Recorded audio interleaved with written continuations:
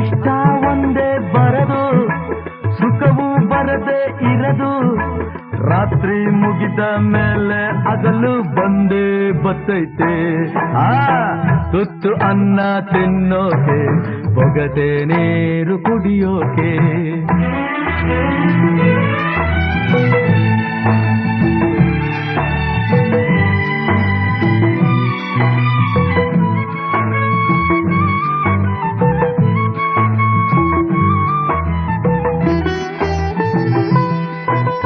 ಹರಿಯೋ ನದಿಯು ಒಂದೇ ಕಡೆ ನಿಲ್ಲೋಕ್ಕಾಗಲ್ಲ.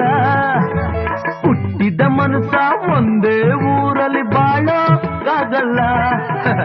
ಹರಿಯೋ ನದಿಯು ಒಂದೇ ಕಡೆ